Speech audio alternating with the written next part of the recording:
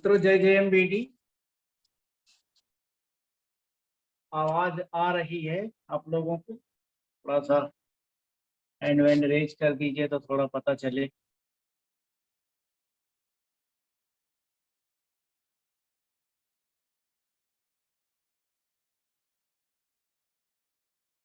आवाज आ रही है?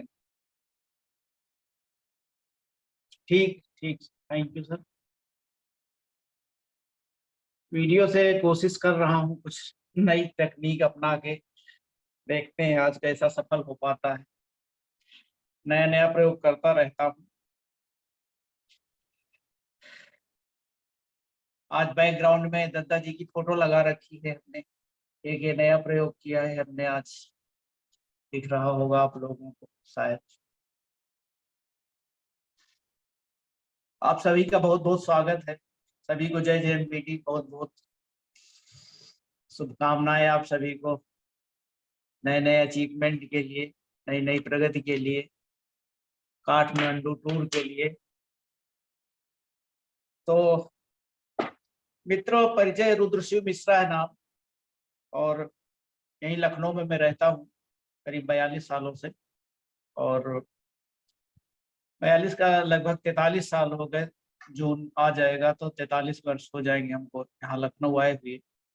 और 17 साल की उम्र से मैंने यहाँ नौकरी शुरू की, जैसा मैं हर बार मीटिंग में बताता हूँ। और पिछली मीटिंग में अमित जी ने हमारे बारे में काफ़ी चर्चा की, और उनका धन्यवाद बहुत बहुत। और कुछ थोड़ा सा कोर्ट वाले मामले में जो उन्होंने चर्चा की, वो थोड़ा सा मैं उसमें सुधार करना चाहूँगा, वो मैं बता दूंगा आगे। थोड़ा सा चूंकि कोर्ट का मामला थोड़ा सा मैं सही कर दूंगा आगे। तो चूंकि याद नहीं रहता, चूंकि मीटिंग होती है बहुत बार हम लोग बताते हैं, लेकिन कोई चीज मिस कर जाती है फिर। तो खैर उसकी कोई बात नहीं, लेकिन बहुत बहुत अच्छे ढंग से हमारे बारे में उन्होंने कई बार हमारा नाम लिया, बहुत बहुत धन्यवाद। और आज जो अ, सारा टीम वर्क हो रहा, सारी जगहों पे अच्छा काम हो रहा है, वो बहुत ही लाजवाब है। सारी टीमें बहुत बेहतर ढंग से काम कर रही हैं, ज्वाइनिंग और मीटिंग, डेमो दिखाना, सारा कुछ। तो परिचय के क्रम में आगे बढ़ाते हुए यहाँ पे मैंने अखबारों में काम किया लगभग 42 साल। 2021 में रिटायर हो गया। अब की थोड़ा संक्षेप रखूंगा अपना परिचय, क्योंकि लेकिन एक एक कहानी बनती है। सभी जो भी लीडर होते हैं सब एक आप कहानी बताते हैं, सीधे प्लान पे नहीं आते हैं, क्योंकि सभी का कुछ ना कुछ संघर्ष होता है। जैसे मुकेश जी अपने बारे में बताते हैं, किस कंपनी में काम किया, फिर कैसे ओम सराय, कैसे उन्होंने पतंजलि का स्टोर। तो सारे लीडर्स, जितने भी बड़े बड़े लीडर, सब अपनी कहानी बताते हैं। तो एक ये प्रक्रिया है, और ये एक हैबिट में आ जाता है। जो भी अपनी कहानी बनाता है वो हैबिट में आ जाता है कि हाँ भाई, ये उनकी एक कहानी है।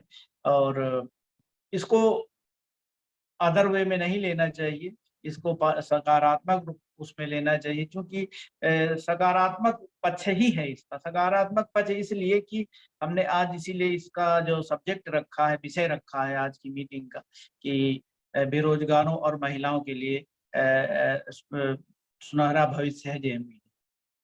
तो उस पर हम आगे चर्चा करेंगे। तो उससे कनेक्ट करता हमारा जो हमारी जो स्टोरी है, वो उससे कनेक्ट करती है। कनेक्ट इसलिए करती है कि प्राइवेट सेक्टर में बहुत ही मारा मारी है। अभी हम देखते हैं, महेश जी अस्थाना जी रोज खबरें डालते हैं, कटिंग डालते हैं, कभी कहीं छटनी हो रही, कभी कहीं छटनी हो रही है। हम लोग अपनी फाइलों में भी लगाए हुए हैं, जोमेटो में छटनी, फलाने जगह छटनी। अभी जो आज एक दिन पूर्व ये जो 2000 के नोट बंद हुए हैं, इसका भी एक अ, जो आने वाली है एक आर्थिक मंदी, उससे कनेक्ट करके देखा जा रहा है। क्योंकि अमेरिका में बहुत ज़्यादा दिक्कत है।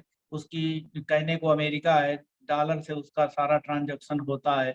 और सारे, क्योंकि डॉलर एक ऐसी मुद्रा है जो सारे देश जो भी ट्रांजैक्शन अंतर्राष्ट्रीय होता है डॉलर से होता, लेकिन अभी अभी जो वर्तमान सरकार है उसके अगुवाई में करीब 20-25 देशों से हमारे रुपए से ट्रांजैक्शन होने लगा। तो वहाँ अमेरिका में चूंकि इतना सारा लोन है सरकार के ऊपर कि उसकी लिमिट खत्म हो गई है, तो वहाँ गवर्नमेंट ने कहा है कि हमें हमारी लिमिट बढ़ाई जाए, नहीं तो बहुत दिक्कत हो जाएगी। तो अगर लिमिट नहीं बढ़ेगी तो आर्थिक मंदी वहाँ आने वाली है। तो आर्थिक मंदी पूरी दुनिया में आने वाली है, धीरे धीरे आ रही है करके जो छटनी हो रही है बहुत सारी बड़े बड़े फेसबुक या ट्विटर या जो इतनी बड़ी बड़ी कंपनियां वहाँ से तमाम लगातार लोग छांटे जा रहे हैं। तो ये उसी से जो कनेक्ट करता है जो मंदी है। तो जो वर्तमान गवर्नमेंट अपनी इंडिया की, उसने उससे निपटने के उद्देश्य से ये जो 2000 का नोट बंद किया है। तो जो सर्कुलेशन में है 1 लाख कुछ हजार करोड़ का जो नोट है अपने मार्केट में, तो उनको वापस बैंकों में जमा कराया जाए, इससे बैंक मजबूत होंगे, ऐसा माना जा रहा है, ऐसा विशेषज्ञ मानते हैं। तो आर्थिक मंदी से अपना देश मजबूत बचा रहेगा, ऐसा विशेषज्ञ मानते हैं। दुनिया में तो आर्थिक मंदी आएगी, लेकिन अपने देश में इसका प्रभाव बहुत कम होगा। सबसे बड़ा इसका वजह तो एक जो यहाँ की व्यवस्था है, जिस हिसाब से अपना उपभोक्ता है, जिस हिसाब से अपने बाजार है, उस हिसाब से अपना देश काफी अच्छी स्थिति में है। तो हम इस बात अपनी जो बात कहते हैं, अपने जो अपनी कहानी हम जब बताते हैं, उसका मेन वजह यही है कि जो प्राइवेट सेक्टर में नौकरियां हैं उनकी कोई वो नहीं है, अस्थायित्व तो नहीं उनमें। और जो छोटी छोटी लोग नौकरियां करते हैं उनमें लोगों को बहुत परेशानी होती। 12 घंटे 16 घंटे 14 घंटे लोग काम करते हैं, लेकिन पैसा मिलता 8,000 10,000। हम बार बार कहते हैं कि गांव का, अभी तो ये हम राजधानी लखनऊ में बैठे हैं, प्रदेश की राजधानी, बहुत बड़ा प्रदेश अपना देश का। तो स्वाभाविक यहाँ कुछ दफ्तर हैं, कुछ प्राइवेट कंपनियों के कुछ माल है, कुछ कुछ है। तो इस तरह से कुछ जॉब लोगों के हैं, कोई यहाँ फैक्ट्रियां नहीं है। लेकिन जो शहर है, जिले जिले या कस्बे, वहाँ पे हाल बहुत बुरा है। वहाँ पे कोई कपड़े की दुकान में काम करता है, कोई परचून की दुकान में काम करता है, कोई इस स्टेशनरी की दुकान में काम करता है, कोई सैनिटरी जो ये सब सामान मिलता है इसका पंपिंग सेट वगैरह, इस तरह सारी दुकानों में अपना लोग काम करते हैं। तो उनका कोई अस्थाई भाव नहीं नौकरियों का, आज है कल नहीं है। तो उसी से हमारी कहानी कनेक्ट करती है। तो नवभारत टाइम्स की मैं कहानी बताता हूँ। 3 साल हमने दैनिक जागरण में काम किया, उसके बाद नवभारत टाइम्स में आ गया कंप्यूटर सीखने के बाद। वहाँ पे 10 साल बहुत अच्छी नौकरी चली, एक तरह से सरकारी नौकरी से भी बेहतर थी। अच्छा पैसा मिलता था। तो एक सरकारी नौकरियों के ऑफर आए, लेकिन उनको ठुकरा दिया गया। तो वहाँ यूनियन बाजी बहुत थी। नवभारत टाइम्स में यूनियन तगड़ी होती थी, स्वाभाविक है दूसरे संस्थानों में भी यूनियन थी उस दौर में, 80-90 के दशक में। तो उसका यूनियन बाजी होने का नफा भी है, नुकसान भी है, दोनों पक्ष होते हैं। क्योंकि कभी कभी जरा सी भी मांग है तो उसको लेके अड़ जाते हैं कर्मचारी। तो उसका भाई कंपनी है तो दोनों पक्ष होते ही हैं, तो उसका नुकसान होता है भाई। अब जैसे हम ही लोगों ने 6 महीने की स्ट्राइक कर दी बोनस को लेके, तो कंपनी ने उसको प्रतिष्ठा का प्रश्न बना लिया, और उसी को एक तरह से बदला लेने के कह सकते हैं यूनियन से या कर्मचारियों से। तो उन्होंने अपना हिंदी अखबार 1993 में बंद कर दिया 16 जून को। और ऐसे बंद किया, ये सबसे बड़ा महत्वपूर्ण बंद किया। लेकिन कैसे बंद किया, ये सबसे महत्वपूर्ण पहलू है। नौकरियां जाती रहती हैं, आती रहती लोगों की, लोग आज इस कंपनी में कल उस कंपनी में, ये स्वाभाविक है, कोई बहुत बड़ी बात नहीं है। लेकिन जिस हिसाब से बंद किया गया उस दौर में, वो एक बहुत बड़ी घटना थी।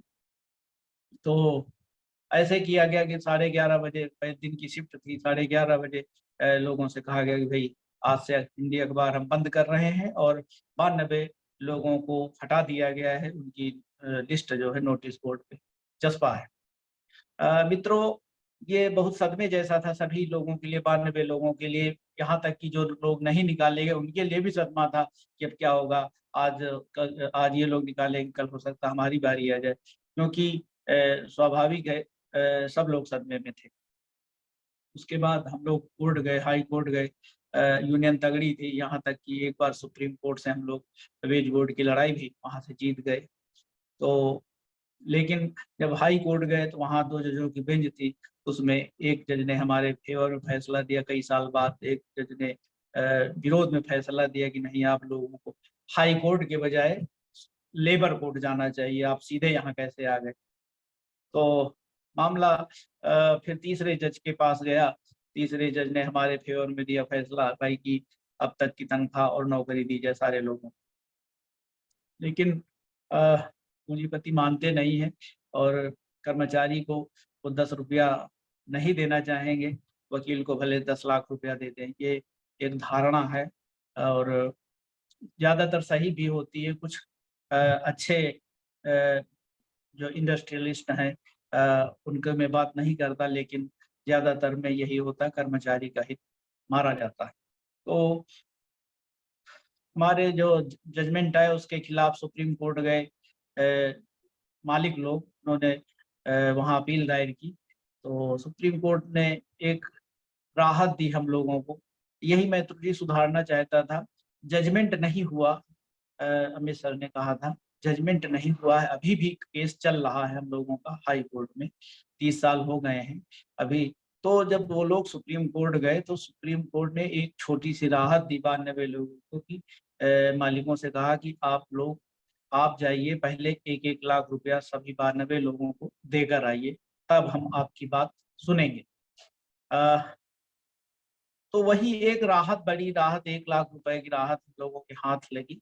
और शुरू में जो 30-30 हजार रुपए का कंपनसेशन मोटा मोटा सभी को दिया गया, एक वो था, बाकी कोई लाभ लोगों को हुआ नहीं। यहाँ तक कि जो 92 लोग थे, उसके बाद वहाँ पे केस चला, सुनवाई हुई सुप्रीम कोर्ट में, कई साल वहाँ केस चला। फिर वहाँ से एक जज थे मार्कंडे का जी, नाम सुना होगा आप लोगों ने, उन्होंने केस को फिर से हाई कोर्ट भेज दिया। अब हाई कोर्ट में केस अभी भी पड़ा हुआ है। आप सोच सकते हो 30 साल गुजर गए, जून आ जाएगा, 16 जून आने ही वाला है, तो पूरा 30 साल हो जाएंगे। ऐसे बहुत से साथी हमारे अभी भी हैं जो बहुत कठिन दौर से अपना समय गुजार रहे हैं। काफ़ी लोगों को नौकरियां मिली। हमारे साथ ही नव हिंदू बीच में 1.5 साल हमने स्वतंत्र भारत में काम किया, कुछ साल हमने घर में कंप्यूटर का काम किया, लेकिन 1998 में हमें नौकरी हिंदुस्तान में मिल गई, जहां मैं ब्यूरो चीफ रहा सीतापुर श्रावस्ती का। ये मैं अक्सर बताता रहता हूँ। तो ये कहानी बताने के ही उद्देश्य रहता है कि प्राइवेट सेक्टर पे भरोसा न करें और नेटवर्क मार्केटिंग पे वो अपनाएं, उससे अपना परिवार स्वस्थ करें और आर्थिक रूप से मजबूत बने। तो यहाँ ब्यूरो चीफ रहा, उसके बाद यहाँ पे सीतापुर और श्रावस्ती में ब्यूरो चीफ रहा और 2021 में मैं सेवा निवृत्त हो गया। मित्रों, ये एक कहानी मैं इसीलिए बताता हूँ कि लोग अपना भरोसा नेटवर्क मार्केटिंग में जताएं, बढ़ाएं और कुछ अपना इसमें भविष्य उज्जवल बनाएं।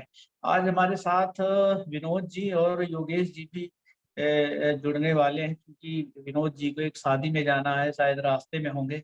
मैं कोशिश करूंगा कि अगर वो जुड़ जाएं तो कुछ उनसे बात बन जाए तो अच्छा रहेगा। विनोद जी,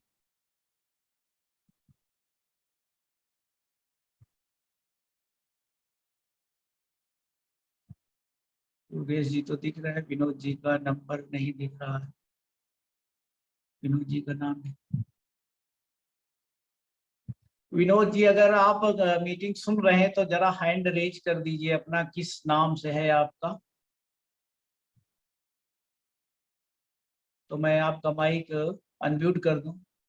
विनोद अवस्थी जी,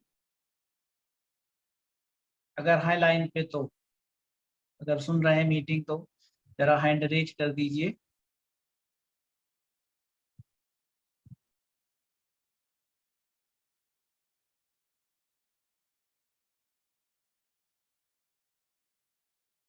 चलो बहरहाल वो नहीं है, लेकिन मैं योगेश जी का माइक अनम्यूट कर देता हूँ, उनसे बात, उनकी बात इसमें आ जाए। योगेश तिवारी जी, मैं आपका माइक अनम्यूट कर रहा हूँ इधर से, आप उधर से माइक अनम्यूट कर लीजिए। योगेश तिवारी जी का परिचय ये है कि ये दिल्ली गए थे हमारे साथ, दिल्ली की एनिवर्सरी में शामिल हुए थे।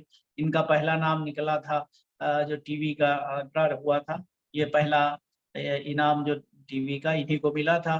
तो ये वही साथी हैं हमारे, और बहुत जोश में है इस समय, काफी प्रयास कर रहे हैं, और प्रयागराज भी गए थे हमारे साथ।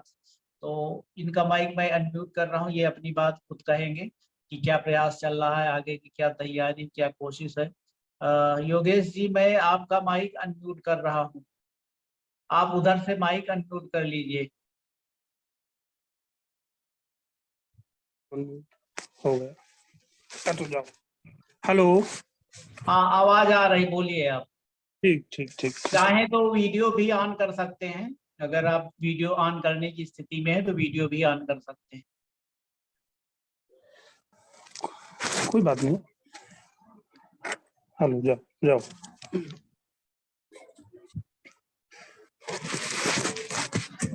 सभी साथियों को जय JMVD। जय JMVD। जैसा कि मिश्रा जी ने बताया, नाम योगेश कुमार तिवारी, मूल रूप से निवासी बाराबंकी का हूं, और 91 में साथियों मैं इंटर करके लखनऊ आ गया था। उस वक्त होलसेल मार्केट अमीनाबाद में मेडिसिन की दुकान पे मैंने काम स्टार्ट किया। बुलाया था किसी सज्जन ने, जिन्होंने बुलाया था उनके यहाँ वो वैकेंसी फुल हो गई थी।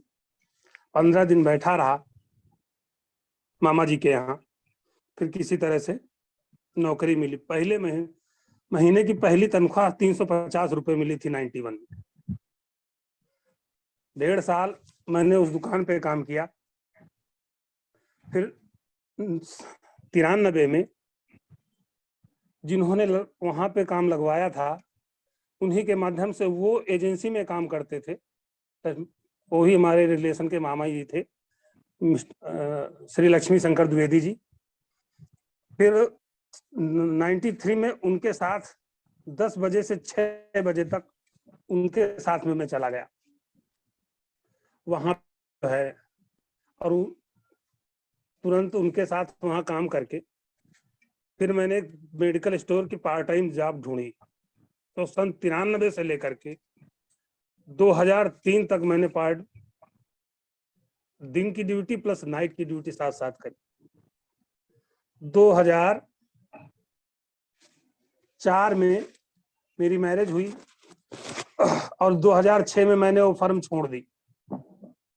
2006 से 2008 तक 2 साल मैंने म्यूचुअल फंड कंपनी में काम किया। वो बहुत अच्छा दौर था हमारा 2 साल का। तो वो जो जानने वाले थे मेडिकल स्टोर वाले, उन्हीं के लड़के के माध्यम से मैं उस म्यूचुअल फंड कंपनी में गया। स्थिति ये हुई उस कंपनी की कि उस कंपनी ने अपना लखनऊ का ऑफिस और चंडीगढ़ का ऑफिस बंद कर दिया। उस समय बहुत बड़ी मंदी आई हुई थी, सारे ऑफिस सारी सब छटनी में हो रही थी। 2008 की बात है। 10 दिन में बैठा रहा, कहीं जॉब नहीं मिली। तो एक तक मैंने वहां पे जी हाँ बोलिए। 2009 से लेकर के कोरोना काल तक मैं उस कंपनी में, कोरियर कंपनी में रहा। अब फिर 12-15 साल, जैसा कि मिश्रा जी बताते हैं, 12 साल 15 साल अस्थाना जी बताते हैं, सभी लोग बताते हैं कि कुछ ना कुछ चेंज हो ही जाता है। तो स्थितियां ऐसी बनी कि कोरोना आ गया। फिर कोरोना काल में स्थिति ऐसी हुई, वहां की नौकरी फिर वो हो गई, छूट गई। सभी लोगों को उन्होंने बुला लिया और हमसे कहा कि जो है 15 दिन हम गए ड्यूटी नौकरी पे, लेकिन 15 दिन का उसका वेतन भी नहीं दिया। मैं कहा ठीक है। फिर बैठे रहे 1 महीने। मिश्रा जी से बताया तो ये आए, इन्होंने कहा ठीक है, देखो भाई, कोरोना काल की भी स्थिति अच्छी नहीं थी और मैं दवाई लाइन से जुड़ा हुआ था। तो मैंने अपने बहनोई साहब को जानकारी हुई, तो उन्होंने, उनके मामा का लड़का एक काम करता था टाटा में, टाटा मोटर्स में, उसने जो है किसी माध्यम से जानकारी हुई, तो एक दवाई कंपनी में वहां पे गार्ड था, उसके माध्यम से इस दवाई कंपनी में, तब से मैं यहाँ पे हूँ। तो मिश्रा जी बार बार कहते हैं यही बात कि प्राइवेट सेक्टर, सही बात, भरोसे का तो नहीं है, लेकिन मजबूरी बस आदमी काम कर रहा है और वहां से निकलना नहीं चाहता। जैसे हमारे यहाँ भी बहुत सारे लोग हैं, काम करते हैं तो वहां से निकल, और इसमें आज भी एक वीडियो अब आया था, उसमें दिखा रहे थे प्रधानमंत्री मोदी जी का वक्तव्य है कि आगे इस एमएलएम को इस पे ही भविष्य देखना है, इस पे वो भी फोकस कर रहे हैं। बार बार मिश्रा जी कहते हैं, जो अपनी कहानी बताते हैं, हम भी 5 साल आपके साथ में रहे, स्थितियां देखी, तो मार्केट की स्थिति बहुत बदतर है, इसमें कोई दो राय नहीं। हर आदमी, कितने बच्चे इंटर करके निकलते हैं, कितने हाई स्कूल करके निकलते हैं, कितने ग्रेजुएट होके निकलते हैं, क्या सरकार उनके लिए कर रही है? मंदिर बनाने से, मस्जिद बनाने से रोजगार नहीं मिलेगा। और वो सरकार भाषण देती है, कहती है कि वो आत्मनिर्भर बनो। अरे जिसके पास पैसा खाने का नहीं, वो आत्मनिर्भर कैसे बनेगा भाई? खाने के लिए पैसे नहीं, आत्मनिर्भर का पंडित जी का प्रवचन दे दो खाली, उससे थोड़ी ना होने वाला आत्मनिर्भर। तुम अपनी रोटियां सेकते रहो, राजनीति का ही फंडा है, वो रोटियां देखो सेकते। योगेश जी, राजनीतिक बातें कम करिए, अपने जो फोकस है उस पे बातें ज्यादा करिए। जी हम उसी पे आ रहे हैं मिश्रा जी, उसी पे आ रहे हैं। हाँ कहने का नहीं, मतलब राजनीतिक बात चर्चा नहीं होती इसमें। नहीं नहीं नहीं, वो सब चलता रहता। नहीं, वो उससे केवल कहने का मतलब यही है कि जो जो आप बात कह रहे हैं कि वो सारी चीजें ठीक है, राजनीतिक नहीं, तो वो भी बार बार वहां का भी वीडियो आ रहा है, वो भी इस पे फोकस कर रहे हैं। कहने का मतलब ये है हमारे, बाकी हाँ।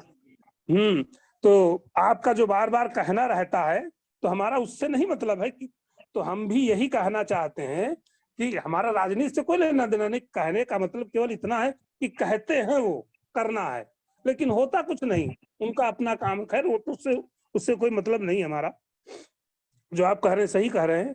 और इतने समय बाद 32 साल 33 91 में मैं लखनऊ आया, इतना समय हो गया कि करीब 30-32 साल हो रहा है। अब तक कोई ऐसा मंच नहीं मिला जहां पे अपनी बात रखने का मौका मिला हो। फर्स्ट टाइम यहाँ पे ऐसा अनुभव मिला, लोगों का सहयोग मिला, आपका सहयोग मिला, पंकज जी का सहयोग मिला, और लोगों की जो जूम मीटिंग के माध्यम से जुड़ते हैं। आते आते मुझे 12 घंटे की मैं ड्यूटी करता हूँ, आते आते 9 सवा 9 हो ही जाता, कभी कभी हो सकता 9:30 हो जाए। तो जितना हो सकता है उतना मीटिंग अटेंड करने की कोशिश करता हूँ, और प्रयास अपना है कि भाई जित लोगों को भी मीटिंग कराने के उद्देश्य में रहता हूँ कि भाई आप लोगों के माध्यम से लोग जुड़े। और उस दिन पंकज जी से बात हुई थी, तो कहा उन्होंने कि आप मिश्रा जी से बात करके आप किट ले लीजिए। तो किट हो सकता है 7 तारीख के आसपास में मैं किट ले लूंगा। तो प्रोडक्ट बेहतर हैं, सारी चीजें अच्छी हैं। तो सरकार ने कहती है कि सबका साथ सबका विकास। तो हम कहते हैं कि यहाँ पे जुड़ने के बाद सबका साथ सबका विकास सबका विश्वास, जो जुड़ेगा उसे मिलेगा, और जो जोड़ेगा वो बढ़ेगा। तो जो ये दद्दा जी ने सिस्टम लेके आए हैं, प्रोडक्ट इतने बेहतर हैं, लोगों को बताते हैं, कहते हैं कि भाई जिस दुकान से हम अब तक सामान खरीद रहे थे, उस दुकानदार बनिए ने हमको अब तक कुछ दिया तो है नहीं। चाहो तो भाई प्रयास करते हैं कि जुड़ो और खरीद करके देखो, लेको, जो अच्छे लगे प्रोडक्ट तो इस्तेमाल करना, नहीं तो हमें वापस कर देना। तो 2-3 लोगों ने कंपनी में कहा है कि 7 तारीख में जो लड़के ने 2 लोग आने वाले थे, वो 7 तारीख के बाद कहा है कि मिलने के लिए तिवारी जी पैसा तनख्वाह आ जाए। तो कहा समस्याएं देखिए हमेशा रहेंगी, पैसा आएगा खत्म होगा, जब एक दृढ़ संकल्प और विचार ले लेंगे उस दिन। अमित राजपूत जी की मीटिंग सुन रहे थे, उन्होंने MLM का जो महालक्ष्मी मंत्र दिया बहुत अच्छा लगा। एलन वर्मा जी की बातचीत उस दिन सुन रहे थे, उन्होंने बताया जो कैंसर केयर प्रोडक्ट, उनको कैंसर हो गया था, उन्होंने इस्तेमाल किया तो प्रोडक्ट बहुत बेहतर हैं। जुड़ करके विश्वास के साथ काम करने की जरूरत है, भरोसा करने की जरूरत है, और जैसा हम भरोसा करें ऐसा विश्वास लोगों में बनाए रखने की आवश्यकता है। सीके सर की मीटिंग बहुत अच्छी लगती है। सीके सर ने भी कहा जब तक हम सेल्फ डिपेंड, खुद पे भरोसा और विश्वास नहीं करेंगे तब तक के नहीं होगा। सही बात मित्र, खुद पे जब तक के भरोसा नहीं होगा, खुद पे विश्वास नहीं होगा, और हम कहते हैं कि जब हम खुद हम पर विश्वास हो जाएगा, जब हम खुद भरोसा करने लगेंगे तो हम दूसरे को भरोसा, पहले घर और परिवार, अगर पास पड़ोस सब बेहतर करेंगे तब हम आगे की तरफ बढ़ेंगे। तो सभी लोगों को बहुत बहुत बधाई। हमें जो बोलने के लिए, अपनी बात रखने के लिए जो मौका मिला, बहुत पंकज जी को बहुत बहुत धन्यवाद, दद्दा जी को बहुत बहुत धन्यवाद, जो इतना बड़ा सिस्टम लेके आए सभी के माध्यम से। अच्छा लगा। प्रोडक्ट भी काफी अच्छे हैं, कुछ चीजों का तो इस्तेमाल मैंने शुरू किया है, घर में आ चुके हैं।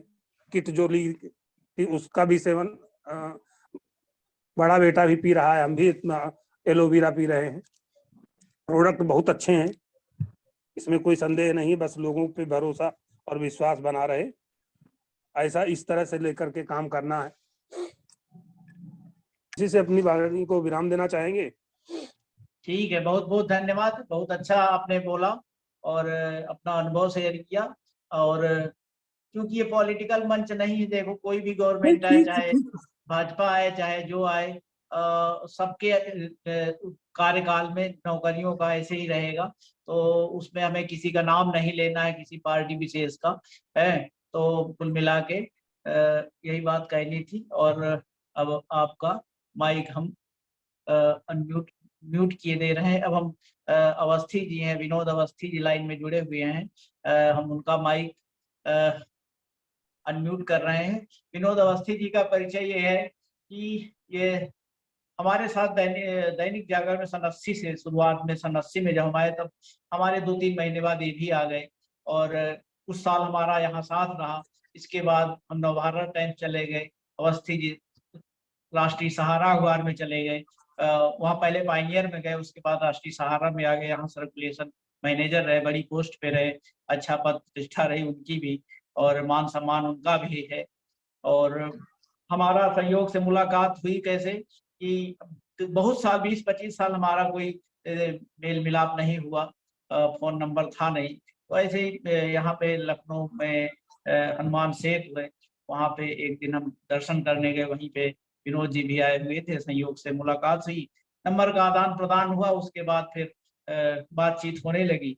और जब रिटायर हुए तो चूंकि अवस्थी जी धन्वंतरि का काम करते थे, हमने फोन से बात की कि भाई हम लोग साथ मिल के, एक फील्ड के हैं, एक जिले के हैं, तो हम लोग क्यों ना साथ मिलके काम करें। साथ हमने शुरुआत की नौकरी की, तो धीरे धीरे अपना शुरुआत हुई।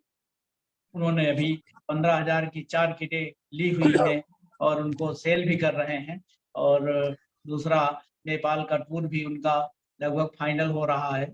और दूसरा ये कि अब उन्होंने प्लानिंग नेटवर्क की बढ़ाने शुरू कर दी है। आज बात हुई है उनका, 2-3 जगह चलने का कार्यक्रम तय हो गया है, हम लोग जाएंगे और अच्छा काम बढ़ाएंगे। अब विनोद अवस्थी जी, मैं आपका माइक अनम्यूट कर रहा हूँ, आप उधर से अनम्यूट कर लीजिए।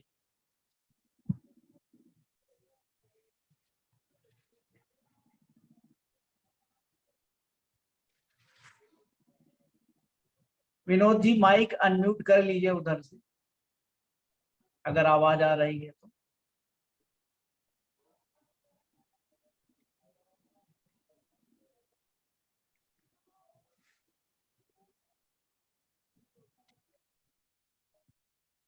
विनोद अवस्थी का माइक। हाँ हाँ मिश्रा जी, हाँ बोलिए। मिश्रा जी आप पूरी बातें तो बोल चुके हैं, अब हमको बोलने के लिए कुछ बचा ही नहीं। अरे बच्चा बहुत लेकिन है, आप अपनी बातें हाँ, करिए। लेकिन ये है मिश्रा जी, लेकिन बस ये कहना चाहूंगा जी कि आज हिंदुस्तान में ही नहीं पूरी दुनिया में हर आदमी बेरोजगार है। और विनोद जी हर कार आदमी में बैठे हुए हैं, विनोद जी बीमार कार है। में बैठे इसलिए थोड़ा वीडियो साफ नहीं आ रहा। हाँ बताइए, आगे बताइए। मैं ये कह रहा हूँ अब आ रहा चेहरा, कि बिल्कुल आ रहा। आज हाँ आज कहना आज का युग ऐसा है मिश्रा जी जी कि हर आदमी में बीमारी है और हर आदमी में बेरोजगारी है। जी हर आदमी परेशान है, सब कोई किसी न किसी बीमारी से परेशान है और हर कोई पैसे के लिए परेशान है। तो इसलिए हमको एक ऐसा जेएमवीडी प्लेटफॉर्म मिल गया है कि हम इसमें लग के लोगों की बीमारी दूर कर सकते हैं और अपनी बेरोजगारी मतलब अपने जेब खर्च भी निकाल सकते हैं। जेब खर्च, परिवार के लिए खर्च, अपने खर्च, इनके लिए हम अपनी व्यवस्था बना सकते हैं। इसलिए मेरा बस 2 शब्दों में यही कहना है कि प्रोडक्ट A1 है, इनका कोई जोड़ नहीं। हम कई आयुर्वेदिक कंपनियों का काम कर चुके हैं, लेकिन मैं समझता हूँ जेएमवीडी की कंपनी की जो उपलब्धि है और जो इनके प्रोडक्ट हैं वो लाजवाब है और बहुत ही मारक है। जिसको भी प्रयोग कराया जाएगा निश्चित ही उसको रिजल्ट मिलेगा, इसमें कोई शक नहीं है।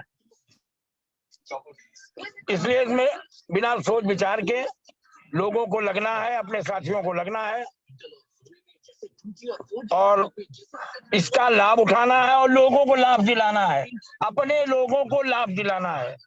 हम, हमारी समाज, हमारे मित्र, हमारे रिश्तेदार, बहुत बड़ी फील्ड है। इसमें जब घुस जाएंगे तो रिश्तेदारों के रिश्तेदार मिलना शुरू हो जाएंगे। बिल्कुल सही। तो भैया मिश्रा जी मेरा इतना ही कहना है। मैं कहीं बाहर हूँ और गाड़ी में बैठा हूँ, आपसे बात कर रहा हूँ। चलिए बहुत बहुत धन्यवाद। और आपने आज के लिए मैं माफी चाहूंगा, भैया आज के लिए माफी चाहूंगा, अगली मीटिंग में खूब कायदे से बोलूंगा।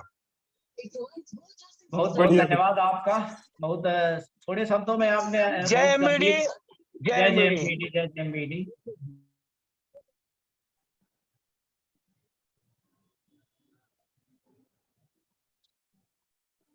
मैं विनोद जी का माइक म्यूट कर देता हूँ। तो मित्रों, ये विनोद अवस्थी जी थे, यही लखनऊ में रहते हैं, धनवंतरी का स्टोर चलाते हैं अभी तक। अब लेकिन जेएमवीडी के प्रोडक्ट 100% रखने का प्रयास शुरू कर दिया है और बहुत जल्द बहुत बड़ा काम होने वाला है, बहुत अच्छी टीम डेवलप होने वाली है और हम लोग जिले जिले में जाके बहुत अच्छा काम करने वाले, क्योंकि एक ही फील्ड से हम लोग हैं, अखबार से जुड़े हुए हैं और उनका भी लंबा अनुभव रहा अखबार से, हमारा भी लंबा, उनका भी बहुत सर्कुलेशन में थे तो ज़्यादा थोड़ा सा नेटवर्क था। हम तो 6 ही साल रहे फील्ड वर्क में, लेकिन जो भी है अपना 2 ही जिलों में अपना संपर्क है।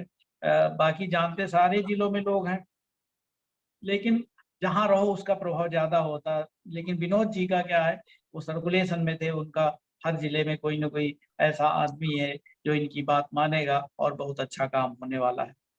तो मित्रों, बहुत बहुत धन्यवाद। और योगेश जी ने जो बहुत अच्छी अच्छी बातें कही हैं, उन्होंने अपना अनुभव शेयर किया है।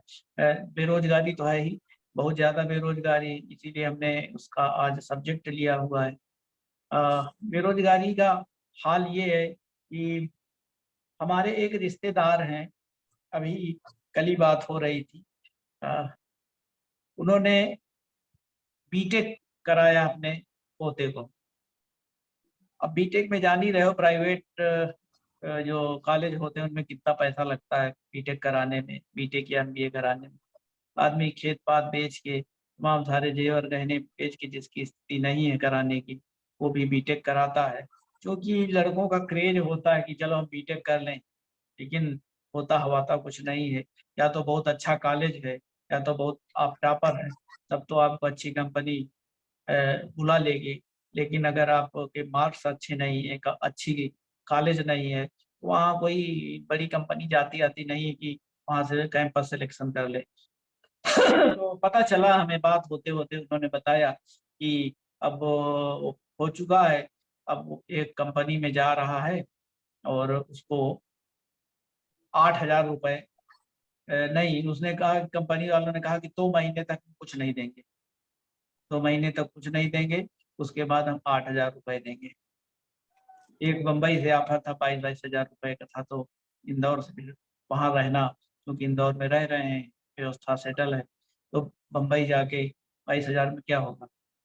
तो ये बेरोजगारी की स्थिति है। आप लाखों लाख रुपया हम लोग अपने बच्चों पे खर्चा करते हैं, कोई एमबीए करता है, कोई बीटेक करता है, कोई डॉक्टरी भी पढ़ता। आजकल डॉक्टरों के कितने सारे कॉलेज खुल गए हैं, डॉक्टरी पढ़े हुए। अरे बहुत सारे बच्चे सफेद एप्रन पहने घूमते हैं, लेकिन वास्तविकता क्या है उनकी पढ़ाई की, उनकी गहराई की, उनकी जो उस सब्जेक्ट में जिसमें उन्होंने अपना ज्ञान अर्जित किया, जिसमें डॉक्टरी हासिल की है, तो ये तो जब क्लिनिक खोलते हैं या किसी अस्पताल में बैठते हैं तो पता चलता है। तो ये तो बेरोजगारी की एक हमने उदाहरण छोटा सा बताया कि ये हाल है पढ़े लिखे लोगों का। और जो जिन्होंने कोई डिप्लोमा नहीं कर रखा है, सीधे ग्रेजुएशन किया है, बीए किया है, तो उनके लिए तो और बड़ी मुसीबत है। बहुत सारे लाखों लाख करोड़ों बच्चे इंटर के बाद पढ़ाई छोड़ देते हैं। करोड़ों बच्चे हाई स्कूल के बाद छूट जाती है, घर की आर्थिक स्थिति की वजह से। बहुत बच्चे कक्षा 8 के बाद भी नहीं जाते हैं। तो समस्या बहुत जटिल है। और चाहे सरकार जो आए, नौकरियों की हालत कोई सुधरने वाली नहीं है। हमें किसी सरकार की न निंदा करनी है, न बड़ाई करनी है। आज हमने कुछ डाटा निकाला है बेरोजगारी का, कुछ एक नेट से निकाला है, तो उस पर थोड़ा मैं बात करना चाहूँगा, बताना चाहूँगा, थोड़ा मैं पढ़ के बताऊँगा। ये 1999 से लेके 2021 तक का डाटा है। ये जो पिछले साल अभी 3-4 महीने पहले दिसंबर में जारी हुआ है, एक संस्था ने इसका सर्वे किया था। ये लगभग 20-22 साल का, करीब 24 साल का कह सकते हैं। तो वो पढ़ के मैं सुनाता हूँ बेरोजगारी की जो हालत है। तो कोई आप चाहे जिस सरकार में हो, सरकार बदलते रहेंगे और नौकरियां ऐसे के ऐसे बेरोजगार चिल्लाते रहेंगे। खाली एक लालीपाप भले कोई सरकार दे दे कि भाई हम ये कर दें वो कर दें, बात। तो ये पढ़ते हैं हम आपके सामने। 1999 में जो बेरोजगारी दर थी अपने इंडिया में 17.75% थी। 2000 में ये 17.83% हो गई, यानी कि लगभग लगभग 5 और करीब 0.8% बढ़ गई। 2001 में 0.6% और बढ़ गई, यानी 17.89 हो गई। 2002 में 18.14 हो गई। ये बढ़ती ही जा रही है। 2003 में थोड़ा सा घट गई है, 2003 में 18.2 हो गई, थोड़ा सा घटी। 2004 में फिर बढ़ गई, 18.16 हो गई। 2005 में 18 फिर थोड़ा घटी, 18.1 हो गई है। फिर 2006 में 18.07 हो गई। 2007 में 18.11, 8 में 18.5 और 9 में 18.94। इसके बाद बढ़ती ही गई है। 2010 में 19.47, 11 में 19.66, 12 में 20.17, 13 में 20.68, 14 में 21.22, 15 में 21.74, 16 में 22.24, 17 में 22.58, 18 में 23.05, 19 में 22.74, 20 में 24.9 और 21 में 28.26। यानी कि 2020 से 21 में करीब 4.25% की बेरोजगारी दर बढ़ी है। तो ये लगातार बढ़ ही रही है, किसी में थोड़ा सा कम, किसी में थोड़ा सा ज्यादा। तो कोई इसमें इसी पार्टी की सरकार नहीं रही, बहुत सारी पार्टियों की सरकारें रही इधर से उधर। तो कुल मिला के चाहे सरकार जो हो, बेरोजगारी बढ़नी ही है, क्योंकि पॉपुलेशन इतनी है और संसाधन है नहीं। देश में इतनी फैक्ट्रियां है नहीं। अस्थाना जी लगातार बताते हैं कि सेवा क्षेत्र में लगातार जो कमी होती जा रही है, कि जो चीजें घटती जा रही हैं। जैसे बहुत सारे लोग पीसीओ चलाते थे, पीसीओ बंद हो गए, मोबाइल सबके हाथ में आ गया, तो पीसीओ का एक जो धंधा था वो बंद ही हो गया। ऐसे ही तमाम सारे बैंक में देखिए, हम लोग सुविधा तो हो गई, हम लोग भीम ऐप या किसी माध्यम से पैसा भेज देते हैं, बहुत आसान लगता है। अभी पिछले दिनों अभी जब प्रयागराज में जा रहा था, हमारे दूध वाले का मैसेज आया कि अंकल जी पैसा नहीं पहुंचा हमारे खाते में, तो हमने तुरंत गूगल पे से पैसा उसको भेज दिया। सुविधा तो हो गई कि भाई तुरंत हाथों हाथ पैसा चला जाता है, किसी को कोई असुविधा नहीं होती। लेकिन इससे तमाम बेरोजगारी भी बढ़ी है। बेरोजगारी इस स्तर से बढ़ी कि बैंकों में जो कितने स्टाफ होते थे वो सब कम होते जा रहे हैं, और सारा फोकस इसी में ऑनलाइन बिजनेस पे ही है। ऐसे ही तमाम सारी चीजें जो है हर क्षेत्र में नौकरियां कम होती चली जा रही हैं। जैसा बताया जाता है कि रोबोट आगे चल के काम करेंगे। जो आज जैसे कोई फैक्ट्री में होता है कि भाई एक पैकिंग सिस्टम होता है, कोई प्रोडक्ट हुआ हुआ उसको पैक करने का सिस्टम है, गत्ते में पैक किया गया। लेकिन भविष्य में बहुत बड़ी बड़ी फैक्ट्रियों में तो रोबोट पैक करने भी लगे हैं, लेकिन अभी धीरे धीरे छोटे स्तर पे भी रोबोट आने वाले हैं, जो ये सब पैकिंग पैकिंग सारा कुछ करने वाले हैं। तो बेरोजगारी रोज के रोज बढ़नी ही है। अब यह है कि कितनी जल्दी बेरोजगार और युवा वर्ग इस तरफ फोकस करता है, हम लोग कितने तेजी से उनको अपनी तरफ मोड़ पाते हैं, किस तरह से हम उनको बता पाते हैं, किस तरह के हम प्लान उनको बता पाते हैं, ताकि आकर्षक प्लान उनको दिखाया जा सके, बताया जा सके, ताकि उनको इसमें काम करने में सुविधा हो, उनको लगे कि हाँ हम इसमें हमारा भविष्य बन सकता है। क्योंकि थोड़ा अभी विश्वास की कमी है लोगों में, क्योंकि इतनी सारी कंपनियों ने तमाम सारा भ्रमजाल फैलाया। अभी भी बहुत सारी कंपनियां भ्रमजाल फैलाए हुए हैं कि एक के दो, दो के चार करने के चक्कर में तमाम लोग पैसा डुबा भी देते हैं। तमाम सारी कंपनियां ब्लैक लिस्टेड भी होती हैं। इसके बावजूद लोग बाज नहीं आते कि सरकार को पूछते हैं कि सरकार कुछ नहीं करती, तो सरकार ही सब कुछ नहीं कर सकती है। कुछ हमें भी करना होगा, हमें भी सजग होना होगा इन सब चीज़ों के लिए। जो खराब कंपनी है जो इस तरह के लालच देती है, खास तौर से कि हम आपका पैसा साल भर में, 6 महीने में, साल में, 2 साल में पैसा डबल कर देंगे, तो ऐसा कुछ होता नहीं है। कुछ लोगों का होता है, वो दिखाते हैं कि हाँ देखो इनका आ गया, और लेकिन उसके बाद वो लेके सारा रफू चक्कर ही होती है कंपनियां। तो उनसे बचना चाहिए सारे लोगों को। जो भी लोग सुनते हैं अपने साथी नीचे फीडबैक पहुंचावें। और ये जो वीडियो रिकॉर्ड होता है, जो मीटिंग का वीडियो यूट्यूब पे अपलोड होता ही है, उसको भी लोगों तक ज़्यादा से ज़्यादा पहुंचाएंगे तो लोग जागरूक होंगे, और जागरूकता फैलाने से ही हमारी टीमें बढ़ेंगी और हमारा बिजनेस भी बढ़ेगा। क्योंकि प्रोडक्टों की बात सारे लोग करते ही हैं। दत्ता जी ने ऐसे प्रोडक्ट लॉन्च किए हैं जो बहुत ही लाजवाब हैं। विनोद जी ने अपनी माता जी का अनुभव नहीं बताया, प्रयागराज में उन्होंने माता जी का एक अनुभव शेयर किया था।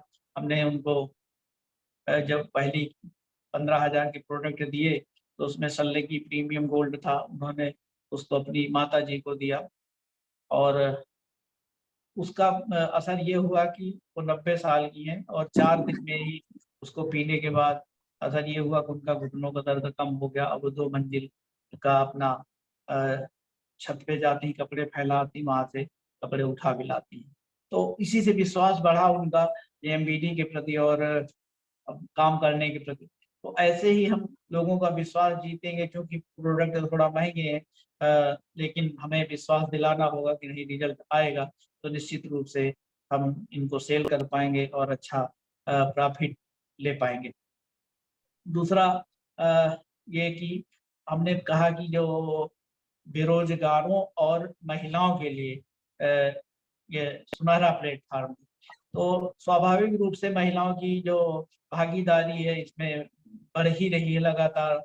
अपने जो जो महिला साथी, महिला बहनें जुड़ी हुई हैं, लगातार अच्छा काम कर रही हैं। चाहे अलका जी हों, चाहे स्नेहा पटेल प्रयागराज से इतने कम उम्र में उन्होंने इतना अचीवमेंट हासिल किया है और लगातार वो अचीवमेंट और बड़े अचीवमेंट की ओर बढ़ रही हैं, लगातार संघर्ष कर रही हैं, काम कर रही हैं। तो स्वाभाविक है उनका अचीवमेंट और आगे बढ़ने हैं।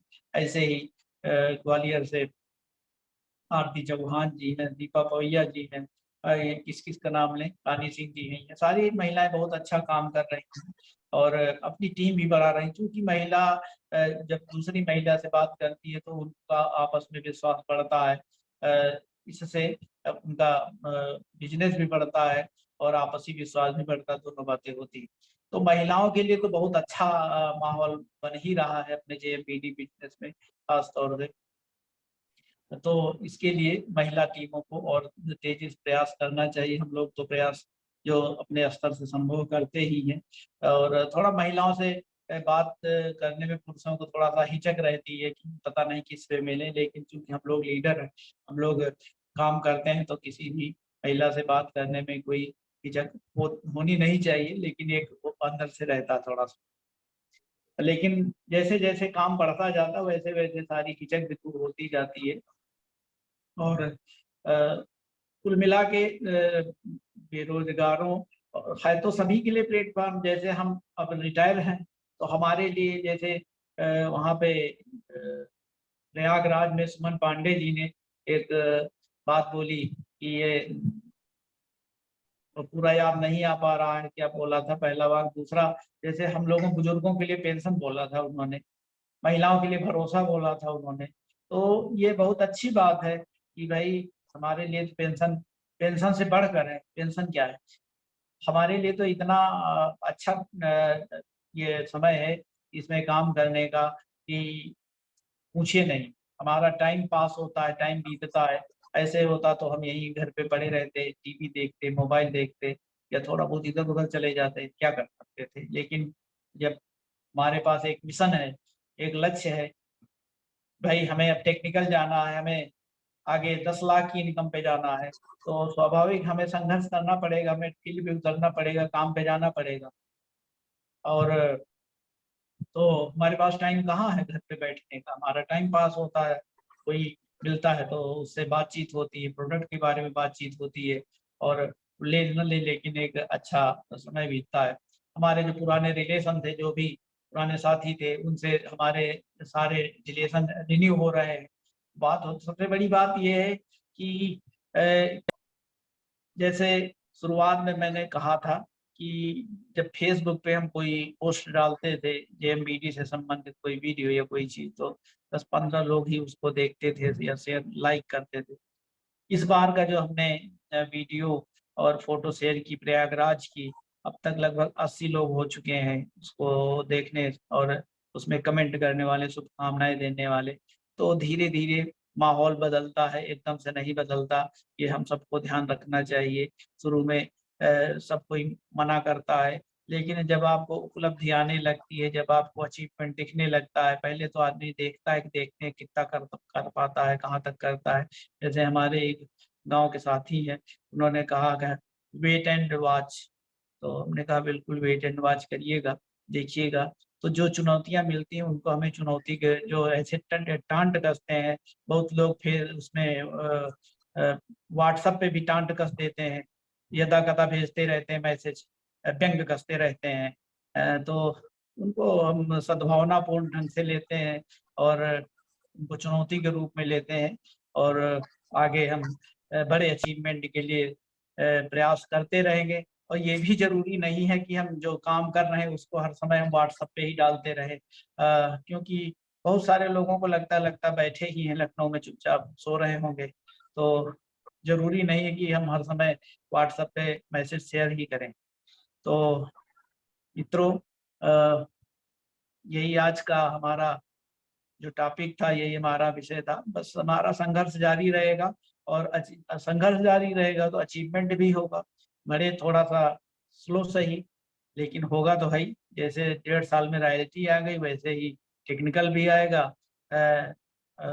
रूबी डायमंड और रूबी और एमराल्ड डायमंड भी आएगा। हमने दिल्ली में कहा ही है कि पहले हम अपनी वाइफ को डायमंड बनाएंगे, उसके बाद हम बनेंगे, क्योंकि हमारी वाइफ हमारे ऊपर है, ऊपर हमारे, उनके नीचे हम ज्वाइन।